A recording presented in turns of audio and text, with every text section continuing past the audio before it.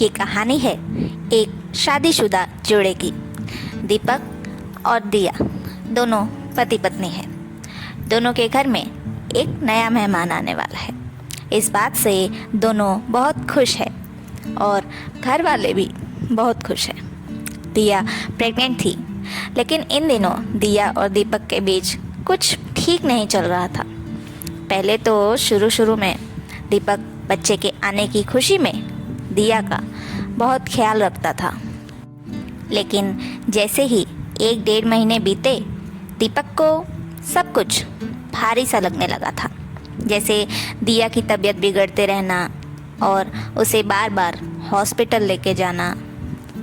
दिया बहुत खुश थी कि दीपक उसका कितना ख्याल रखता है, लेकिन उसका बदलता व्यवहार देखकर दिया को बहुत दुख होता था।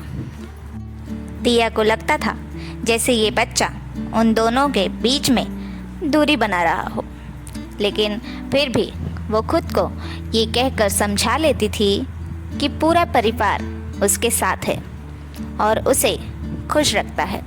तो धीरे धीरे दीपक भी समझ जाएगा, लेकिन ऐसा नहीं होता है। प्रेगनेंसी में उतार चढ़ाव आते हैं। इस वजह से कभी कभी दिया गुस्सा कर देती थी और फिर दीपक भी भड़क जाता था, जबकि उसे ऐसा नहीं करना चाहिए था। दीपक को जैसे दिया का हर दर्द नाटक लगता था। उसे लगता था कि प्रेगनेंसी बहुत आसान होती है और दिया बीमार होने का नाटक कर रही है।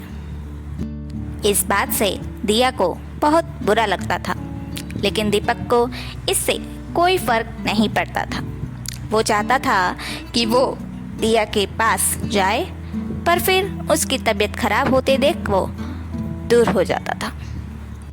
दिया ने कई बार उसे प्यार से समझाने की भी कोशिश की थी कि प्रेगनेंसी में एक औरत को सबसे ज़्यादा ज़रूरत उसके पति की होती है, उसके पति के प्यार की, साथ और सपोर्ट की होती है। लेकिन दीपक नहीं समझा।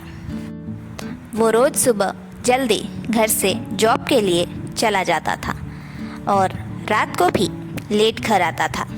उसकी वजह से दिया को देर रात तक जागना पड़ता था और ऐसे ही एक दिन दिया को बुखार हो गया, लेकिन वो दवा नहीं ले सकती थी। दिया चुपचाप सब कुछ सहती रहती है, लेकिन दीपक को भी इस बात का पता नहीं होता है कि दिया को बुखार है। शाम होते होते दिया को नींद आ जाती है।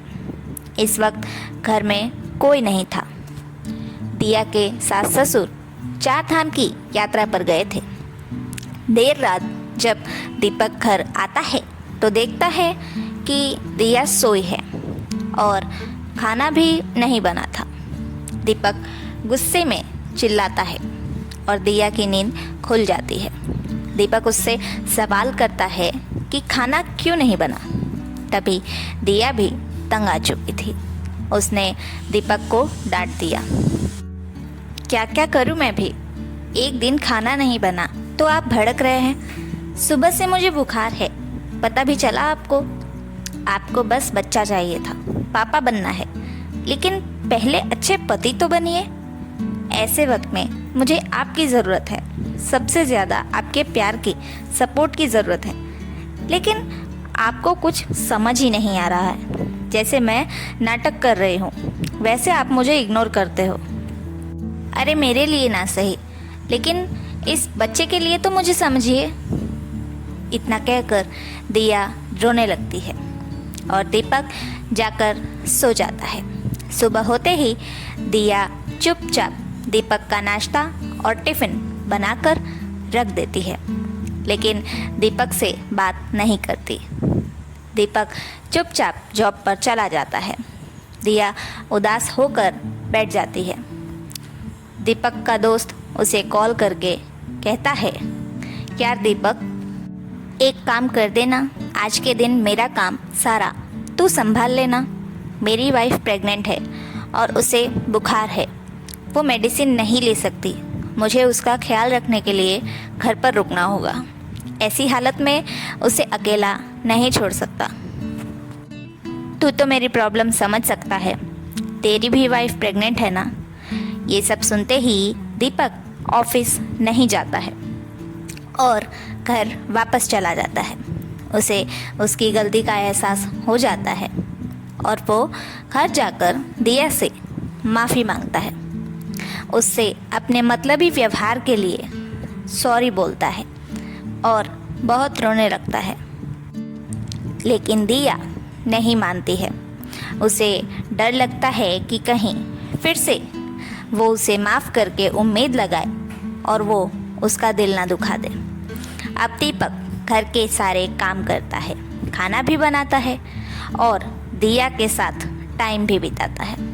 धीरे धीरे दिया भी दीपक को माफ़ कर ही देती है और फिर दोनों खुशी खुशी एक साथ रहने लगते हैं। दीपक को भी उसकी गलती और जिम्मेदारी दोनों का एहसास हो गया था। अब दीपक दिया को बहुत खुश रखता है, उसे बहुत प्यार से रखता है और उसका ख्याल भी रखता है। तो कैसी लगी आपको हमारी ये कहानी? कमेंट में ज़रूर बताएं और बने रहिए हमारे YouTube channel Reema stories of world पर और भी मज़ेदार कहानियों के लिए।